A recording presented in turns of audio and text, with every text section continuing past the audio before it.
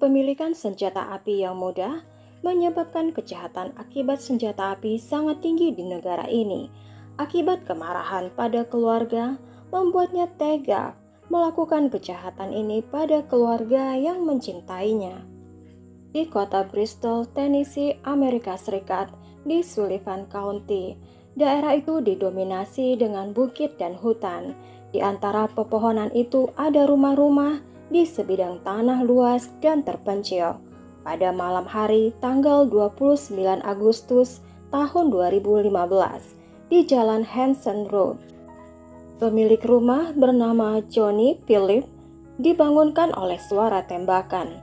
Dia melaporkan bahwa dia melangkah keluar ke beranda depan rumahnya dan melihat ke sekeliling.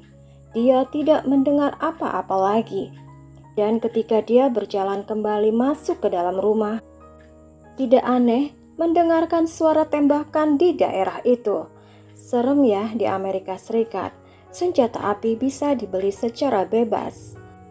Daerah itu adalah tempat yang populer untuk berburu.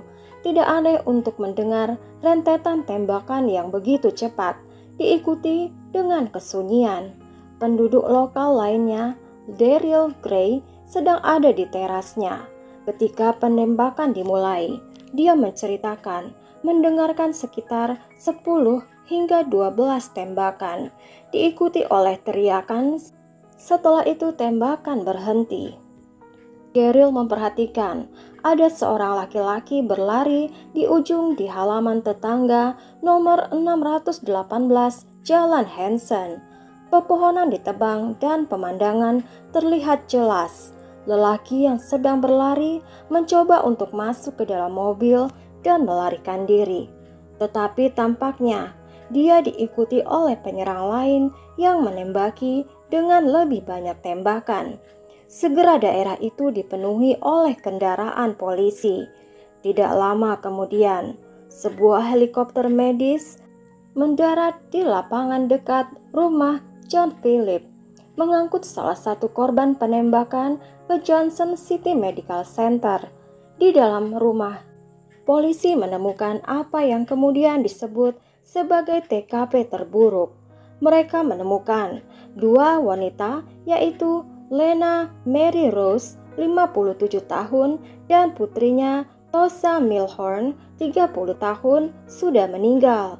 Suami Tosha, yaitu James Milhorn, telah pingsan karena luka-lukanya di beranda rumah dan diterbangkan ke rumah sakit. Dia kemudian meninggal karena luka-lukanya. Ada 6 anak dalam rumah itu pada saat penembakan terjadi. 5 diantaranya adalah saudara kandung. Yang keenam adalah seorang teman dari anak-anak itu yang sedang berkunjung. Seorang gadis berusia 7 tahun mengalami luka yang tidak mengancam jiwa. Tidak ada dari anak-anak ini yang menjadi sasaran dari penembak itu atau dilukai. Ada panggilan dari 911 malam itu dari saudara kandung lainnya, yaitu Seth Denton yang berusia 19 tahun. Dia mengalami luka tembak di lengan kirinya. Telah berhasil mengemudikan kendaraannya ke rumah tetangga. Kemudian dia menelpon ke pelayanan darurat 911.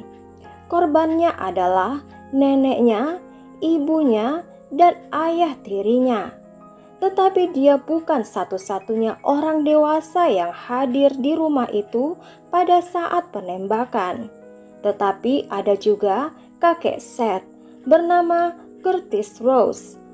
Ketika polisi tiba, mereka menemukan Curtis bersenjata pistol semi-otomatis di tangannya yang juga dimiliki olehnya. Dia tergeletak di tempat tidur.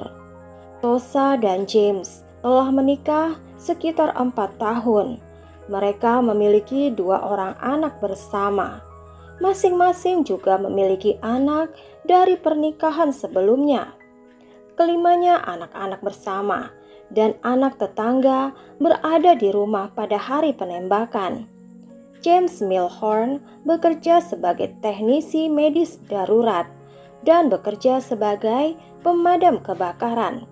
Dia menyukai mobil tua dan melakukan restorasi dan pekerjaan mekanis lainnya. Pasangan ini dikenal bahagia, penuh humor, dan dicintai oleh keluarga dan teman. Bagaimana orang bisa membunuh mereka? Orang tua Tosha, yaitu Curtis dan Mary Rose, telah menikah selama 40 tahun dan memiliki rumah itu. Ada dua cerita yang sangat berbeda muncul mengenai penembakan itu. Apa yang terjadi di Jalan Hanson 618 malam itu? Cerita pertama yang terdengar setelah kejadian itu terjadi diceritakan oleh Curtis, yaitu kakeknya. Dan yang kedua tidak diceritakan selama 3 tahun kemudian dan diceritakan oleh Seth kepada polisi. Curtis Rose bercerita bagaimana dia bekerja di dalam trailer di belakang rumah malam itu. Ketika cucunya Seth muncul di ambang pintu dan menyuruhnya menelpon 911 karena sesuatu yang buruk telah terjadi di rumah itu. Curtis memang mendengar suara-suara dari arah rumahnya, tetapi tidak ada yang membuatnya khawatir. Curtis menuju ke rumahnya. Ketika dia masuk, dia melihat pemandangan mengerikan. Menantu, anak perempuannya, dan akhirnya istrinya terluka parah. Curtis memastikan keselamatan anak-anak adalah prioritas. Dia membawa anak-anak itu ke suatu ruangan yang jauh dari tempat kejadian dan mengunci mereka di situ. Tindakan Curtis selanjutnya bukan menelpon 911. Dia langsung mengambil senpinya. Tindakan Curtis adalah keluar dari rumah dan berlari ke mobilnya. Curtis beranggapan cucunya Seth bertanggung jawab atas pembantaian itu. Curtis mengejar Seth. Curtis naik ke mobilnya untuk menyusul cucunya ke ujung jalan masuk. Dia melepaskan satu tembakan ke arah Seth yang mengenai jendela mobil Seth. Peluru itu kemudian mengenai Seth di lengannya. Remaja itu melarikan diri dengan mobilnya setelah terkena peluru. Ketika polisi tiba, Curtis mengarahkan mereka ke Seth, tetapi remaja itu sudah melarikan diri. Perburuan dilakukan untuk melacak remaja berusia 19 tahun itu, tetapi dibatalkan ketika penegak hukum menyadari bahwa Seth bersama dengan anggota keluarga lainnya yang sedang dirawat di pusat medis.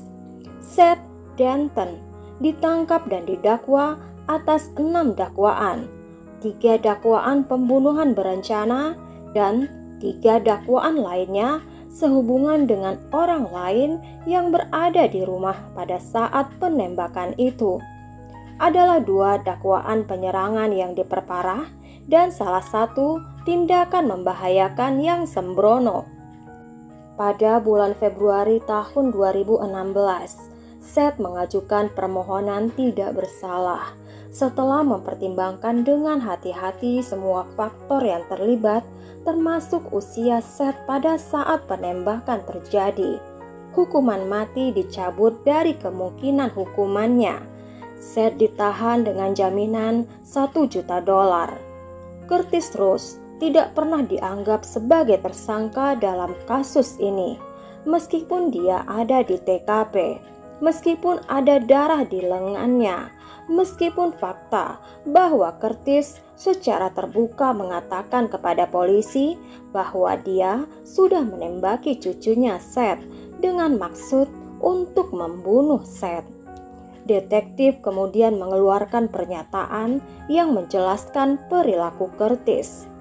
Curtis dibenarkan untuk menembak penjahat yang melarikan diri di tengah-tengah kejahatan.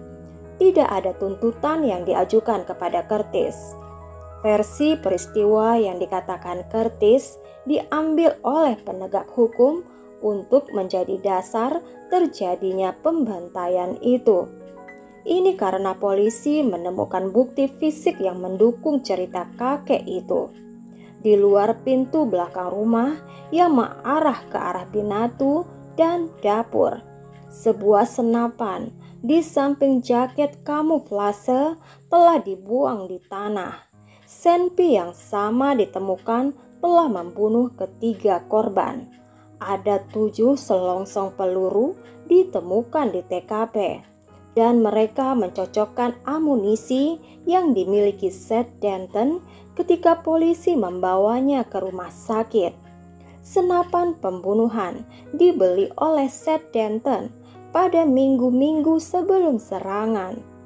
Robert Seth Denton berusia 19 tahun dengan panggilan Seth. Dia sebagian besar dibesarkan oleh kakek neneknya. Tosa adalah ibu Seth. Dia dilaporkan berjuang dengan masalah kesehatan mental, termasuk gangguan bipolar. Dan keadaan ini adalah juga dialami oleh Seth. Seth sudah memutuskan untuk bergabung dengan Angkatan Darat. Sebelum penerimaannya di Angkatan Darat, Seth kembali tinggal di rumah kakek neneknya untuk sementara waktu. Tetapi sebagai pria yang telah berumur 19 tahun, Seth ingin tinggal sendirian. Seth pindah ke apartemen yang dia tinggali bersama dengan seorang teman. Sesaat sebelum pembunuhan terjadi, Seth dipecat dari sebuah restoran cepat saji. Seth tidak punya catatan kriminal sebelumnya, dan dia tidak memiliki sifat kekerasan. Apa yang dia miliki menurut keluarga dan teman-temannya adalah kebencian mendalam untuk ibunya, Tosa. Setelah berbicara dengan orang-orang yang dekat dengan Seth, polisi percaya mereka sudah mengetahui kejadian yang sebenarnya. Polisi percaya Seth sudah mengendarai mobilnya ke Jalan Hansen 618 pada jam 5:45 sore. Seth keluar mengenakan jaket kamuflase dan mengambil Senpi dari mobilnya, dan dia berjalan ke jalan masuk melewati kolam, dan dia memasuki rumah. Dia masuk melalui pintu belakang. Diyakini Seth dengan cepat melukai dengan Senpi itu ketiga korban-korban itu, hanya dalam hitungan detik. Polisi tidak tahu bagaimana urutan korban-korbannya. Dia melakukan penembakan, dan setelah itu Seth pergi keluar, melepaskan jaket kamuflasenya dan meletakkan Senpi itu sebelum dia berjalan untuk menemui kakeknya. Seth mengetuk jendela trailer di mana kakeknya sedang bekerja. Seth memanggil laki-laki tua itu untuk keluar, seolah-olah untuk menelpon 911. Seth memiliki 100 butir amunisi bersamanya. Polisi mengatakan Seth sengaja menghindari anak-anak atau kakeknya dalam serangan itu. Polisi percaya bahwa target utamanya adalah ibunya Tosa. Nenek dan ayah tirinya mungkin hanya menjadi korban karena mereka ada di sana pada saat kejadian pembunuhan ibunya. Juri di gedung pengadilan Sullivan County pada tahun 2016 mengalami kejutan selama persidangan ketika Seth telah memecat pengacaranya. Tim pembela Seth yang baru menceritakan versi mengenai peristiwa Seth. Mereka secara terang-terangan menuduh kakeknya Curtis melakukan pembunuhan dan mengklaim bahwa penyelidik telah merusak penyelidikan dalam berbagai cara, terutama mengabaikan bukti bahwa Curtis Rose bukan Seth Denton yang melakukan penembakan. Teman sekamar Seth, yaitu Joseph Whittaker, menjadi saksi persidangan untuk menetapkan motif Seth. Joseph berbicara secara terbuka tentang kebencian Seth kepada ibunya selama bertahun-tahun. Seth membuat banyak ancaman yang mengatakan akan menghabisi ibunya. Keluarga dan teman-temannya yang mengetahui pernyataan ini mengatakan bahwa perkataan Seth saat itu tidak lebih daripada kemarahan remaja yang tidak diharapkan akan dilakukan kejahatan. Tidak dijelaskan mengapa dia benci ibunya, dan tentu tidak menjadi alasan yang benar untuk Seth melakukan kejahatan itu. Bagaimanapun seorang ibu haruslah disayangi dan dihormati, karena ibu yang sudah melahirkan dan membesarkan. Kalaupun ibu punya kesalahan, ibu juga manusia biasa yang bisa berbuat salah dan bisa dimaafkan. Teman Seth yang lain, yaitu Thomas Miller, mengatakan bahwa Seth pergi ke toko Senpi beberapa bulan sebelum pembunuhan terjadi dengan temannya. Seth membeli 2 buah Senpi. Seth berterima kasih kepada Thomas karena sudah menjadi teman baiknya, dan Thomas bertanya ada apa kepada Seth. Seth tidak mengatakan apa tujuannya untuk beli Senpi itu. Pembelian Senpi itu dikonfirmasikan oleh pemilik toko Senpi dengan memverifikasikan nomor seri senjata itu. Pembela Seth mengatakan kalau Curtis Rose tidak pernah diinterogasi sebagai salah satu orang yang dicurigai dalam persidangan. Seth bersaksi kalau dia datang ke rumah itu untuk menemui ibunya. Seth bilang dia membawa senjata dengan banyak amunisi untuk pergi berburu bersama kakeknya. Seth biasanya dekat dengan kakeknya.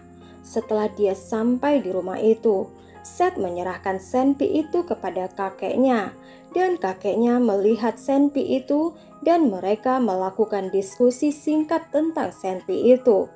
Kata Seth, dia mengikuti kakeknya masuk ke dalam rumah saat Seth berdiri di belakang kakeknya dan kakeknya itu menembak senjata itu. Pembela tidak memberikan alasan logis untuk apa motif Curtis, dan bukan Seth yang melakukan pembunuhan. Curtis disaksikan oleh Seth yang melakukan penembakan itu. Lalu Seth lari dengan mobil. Dia percaya kalau hidupnya terancam. Pada titik ini tidak ada yang setuju dengan kesaksian Seth. Kesaksian Curtis Rose dan cucunya saling bertentangan satu sama lain. Salah satu dari mereka sudah berbohong. Senjata yang digunakan dan dibeli dibawa ke rumah itu dilakukan oleh Seth. Pelurunya masih ada pada Seth setelah dia melarikan diri dari tempat kejadian. Sepatu Seth berlumuran darah, tapi begitu juga sepatu kakeknya. Juri harus memutuskan tanpa keraguan. Pria yang sudah menembak pada hari itu adalah Seth Denton. Juri berdiskusi berlangsung selama 2 hari penuh. Juri dilaporkan sangat kelelahan setelah melihat bukti selama 5 jam pada hari pertama, sehingga mereka meminta istirahat semalaman. Ketika mereka bertemu hakim pada hari berikutnya, mereka mencapai keputusan bulat untuk ke-6 dakwaan, yaitu Robert Seth Denton bersalah dengan pembunuhan tingkat pertama. Juri merekomendasikan Seth dijatuhi hukuman penjara seumur hidup tanpa kemungkinan pembebasan bersyarat, minimal 51 tahun penjara. Anak-anak Tulsa dan James diasuh oleh anggota keluarga lainnya, yaitu adik Tulsa yaitu Amanda dan Curtis. Sampai di sini dulu ceritanya guys. Tuliskan pendapat kamu tentang kasus ini di kolom komentar ya. Berikan juga subscribe dan like-nya untuk cerita yang lain.